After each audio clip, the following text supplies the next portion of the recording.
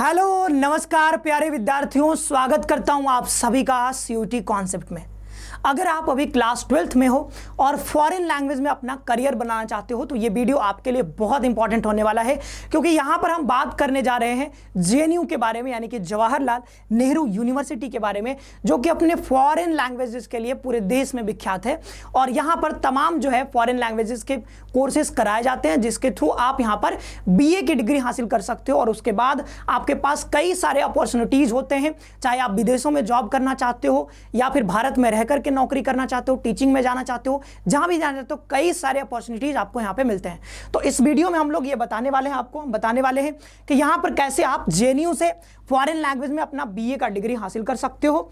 और जब डिग्री हासिल कर लोगे तो आपके पास कौन कौन से कैरियर अपॉर्चुनिटीज होती हैं उसके बारे में चर्चा करेंगे, और कैसे आपको तैयारी करना है ताकि आप यहाँ पे एडमिशन ले पाओगे। तो इन सारी चीजों के बारे में A to Z डिस्कशन करने वाले हैं। लेकिन अगर आप वीडियो पे नए हो तो आप यहाँ पर सब्सक्राइब जरूर कर लेना हमारे चैनल को, और जो है वीडियो को लाइक भी कर देना, शेयर भी कर देना अपने दोस्तों के साथ, क्योंकि हो सकता है कि आप फॉरेन लैंग्वेज में हो सकता है कि जो है अपना बीए नहीं करना चाहते हो, लेकिन हो सकता है कि आपके जो दोस्त है, जो बंधु है, हो सकता है कि उसको लगे कि नहीं उसको करना चाहिए। तो जरूर से एक बार अपने दोस्तों के साथ ये वीडियो जरूर से शेयर करिएगा, ताकि उनको पता चल पाए कि हाँ हमारे पास बीए, जो नॉर्मल हम लोग बीए करते हैं, जिसको हम लोग कई बार कहते हैं प्लेन बीए, हाँ तो प्लेन जो बीए से अच्छा है कि आप यहाँ पे फॉरेन लैंग्वेज में बीए कर सकते हो। बहुत अच्छा आपके पास अपॉर्चुनिटी है। ओके, तो यहाँ पर जो है बात करने वाले फॉरेन लैंग्वेज के बारे में, करियर आपको कैसे यहाँ पर क्या क्या करियर अपॉर्चुनिटीज है वो सारी बातें बताएंगे। चैनल पर नए हो चैनल को सब्सक्राइब कर लेना और बेल आइकन प्रेस कर लेना। अच्छा, आप कहोगे कि सर क्या सिर्फ जेएनयू में ही फॉरेन लैंग्वेज का कोर्स होता है? जी नहीं, इफ्लू में भी होता है। इफ्लू भी बहुत फेमस है फॉरेन लैंग्वेज के कोर्सेज के लिए। बीएचयू में भी होता है, बीएचयू में भी बढ़िया है, और डीयू में भी होता है। तो कई सारे यूनिवर्सिटीज हैं जो कि सीयूटी में शामिल है, वहां पे फॉरेन लैंग्वेज का कोर्स होता है। लेकिन जेएनयू का ब्रांड वैल्यू जो है ना वो बहुत बहुत हाई है।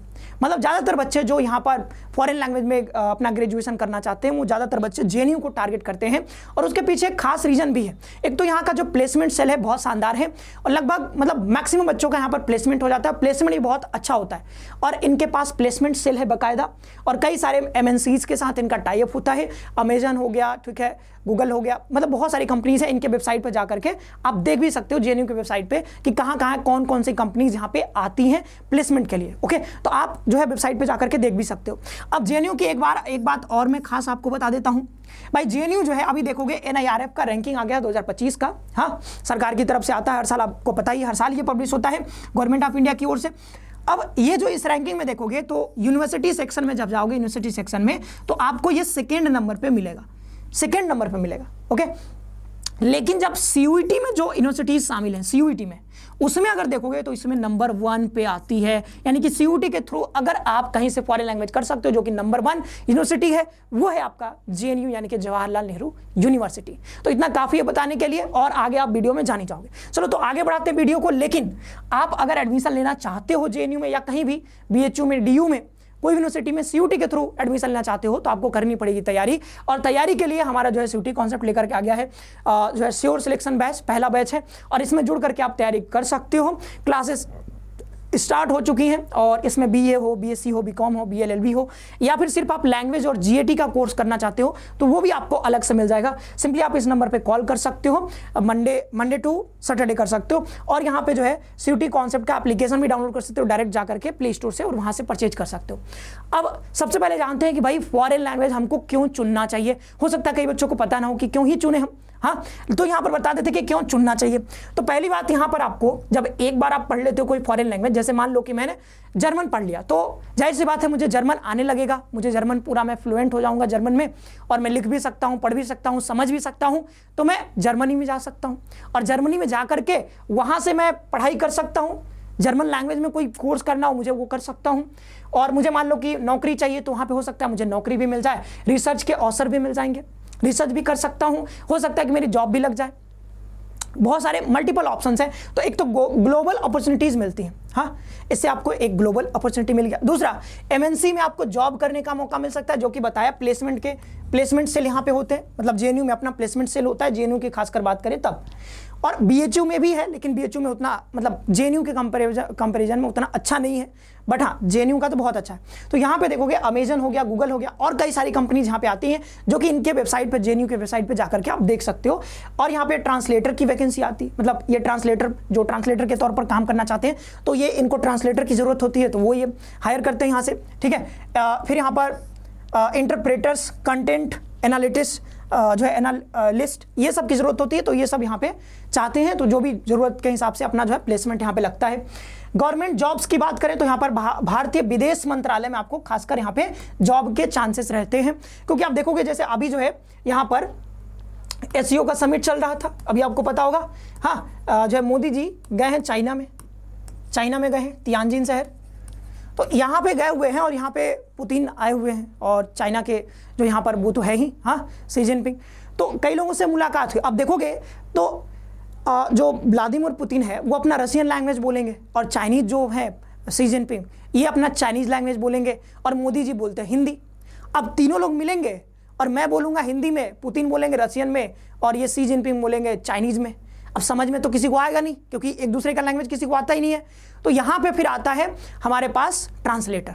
तो आप देखोगे मोदी जी के बगल में एक आदमी रहता है, और जो शी जिनपिंग है उनके बगल में एक आदमी रहेगा, तो वो क्या करेंगे कि ट्रांसलेट करेंगे। मोदी जी जो बोलेंगे वो चाइनीज़ में समझाएंगे उनको, फिर वो आदमी जो होगा शी जिनपिंग के साथ वो चाइनीज़ मतलब वो जो है चाइनीज़ समझ जाएगा, फिर वो उनको समझाएगा। हाँ, तो वो उस तरीके से यहाँ पे होता है, तो आपको जो है ट्रांसलेटर के तौर पे यहाँ पे काम मिल जाता है। तो ये भारतीय विदेश मंत्रालय में जो है ये आपको ये मौका मिल सकता है। यहाँ पे दूतावास में मौका मिल सकता है, क्योंकि जो दूतावास होते हैं बाहर से आते हैं यहाँ पे दूतावास में रहने। मान लो अमेरिकन है, तो वो अमेरिकन को अमेरिकन समझ में, मतलब वहाँ पे जो लैंग्वेज बोली जाती है मेनली इंग्लिश जो भी है, तो यहाँ पे इंग्लिश उसको समझ में आएगा। अब मोदी जी को इंग्लिश मान लो नहीं आता है, तो कौन समझाएगा? फिर मोदी जी हिंदी में बोलेंगे, उनको इंग्लिश आता है, तो कौन समझाएगा? तो वहाँ पे आता है ट्रांसलेटर। तो वहाँ पे आपको जॉब मिल सकता है, पर्यटन विभाग में आपको जॉब मिल सकता है। तो गवर्नमेंट जॉब भी यहाँ पर है। और बीए कर लियो तो फिर बीए करने के बाद तो आप कोई भी जो गवर्नमेंट जॉब आते हैं रहते हैं, जो कंपटीशन के एग्जाम्स होते हैं उसको भी दे ही सकते हो, उसमें कोई दो राय है नहीं। फिर क्रिएटिव फील्ड्स जो यहाँ पर, तो ट्रेवल ब्लॉगिंग कर सकते हो, ठीक है, सब टाइटलिंग का, फिल्म ओटीटी ट्रांसलेशन में यहाँ पर आपको काम मिल सकता है। देन एकेडमिक्स में देखें तो आप टीचिंग में ऑफकोर्स जा सकते हो, रिसर्च इंडिया में कर सकते हो या फिर अब्रॉड कर सकते हो, बाहर जाके कर सकते हो। तो आपके पास मल्टीपल अपॉर्चुनिटीज यहाँ पे आ जाती हैं, जो कि जनरली हम जब बीए करते हैं तो इतने सारे अपॉर्चुनिटीज आपको देखने को नहीं मिलती हैं। जो आप प्लेन बीए जिसको कहते हो, जब वो करते हो तो इतने सारे अपॉर्चुनिटीज आपको नहीं मिलती है। लेकिन जब आप फॉरेन लैंग्वेज में करते हो तो आपके पास मल्टीपल ऑप्शन यहाँ पे खुल करके आ जाती हैं। अच्छा, जेएनयू की खास बात एक मैं और भी बता देता हूँ। जब जेएनयू में आपका मान लो एडमिशन हो जाएगा, तो एडमिशन होने के बाद यहाँ पे जब 2 साल का मतलब 2 साल मतलब 4 सेमेस्टर, तो ये 4 सेमेस्टर्स के एग्जाम होंगे। और इसमें अगर आप टॉप करते हो, रैंक 1 ले आते हो, तो आपको जैसे मान लो कि जर्मनी लैंग्वेज पढ़ रहे हो आप, जर्मन लैंग्वेज पढ़ रहे हो, तो आपको जर्मनी भेजा जाएगा। आप मान लो रशियन पढ़ रहे हो तो रशिया भेजा जाएगा। तो आप जेएनयू के खर्चे पे आपको जो 2 साल मतलब आगे के 2 साल की जो पढ़ाई होगी वो आप विदेश से करोगे। तो ये सिर्फ उनके लिए जो रैंक 1 लाते हैं, बाद बाकी जो और बच्चे हैं वो यहीं से पढ़ते हैं। लेकिन हाँ, प्लेसमेंट लगभग सबकी लग जाती है। तो आगे बढ़ते हैं, क्यों चुने फॉरेन लैंग्वेज, और आगे बढ़ते हैं जेएनयू क्यों है, मतलब जेएनयू ही क्यों, मतलब यहाँ पे लिखा हुआ है कि जेएनयू ही क्यों। तो जेएनयू के बारे में एक तो चीज़ बताया है कि यहाँ पर NIRF रैंकिंग जैसा बताया आपको, और ये देख सकते हो, पढ़ सकते हो, यहाँ पर भारत का सबसे प्रतिष्ठित केंद्र विदेशी भाषा अध्ययन है। हाँ, केंद्र विदेशी भाषा अध्ययन के लिए school of language literature and cultural studies में यहाँ पर जो है भाषाओं मतलब कई सारे भाषाओं में यहाँ पर UG, PG और PhD के प्रोग्राम्स होते हैं। और सिर्फ ऐसा नहीं कि सिर्फ आपको भाषा सिखाया जाएगा, मतलब जो जर्मन पढ़ रहे हो आप, तो जर्मनी का जो वहाँ का जो संस्कृति है, उस संस्कृति से भी आपको रूबरू करवाया जाएगा। मतलब वहाँ के कल्चर के बारे में भी आपको पढ़ाया जाएगा, वहाँ के जो साहित्य हैं उसके बारे में पढ़ाया जाएगा।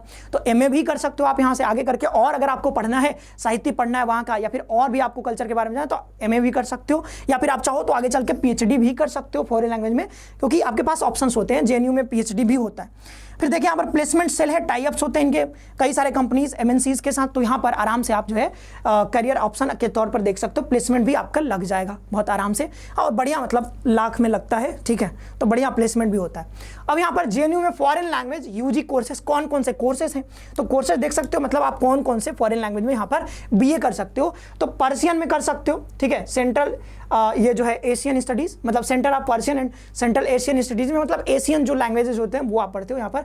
तो पर्शियन हो गया, पाश्तो हो गया, और ये सर्टिफिकेट प्रोग्राम है यहाँ पर जो बीए है वो 2 में है, पर्शियन और पाश्तो में। देन देखिए यहाँ पर बीए देखोगे तो ये अरेबिक में है, तो बीए क्या है, अरेबिक में कर सकते हो आप।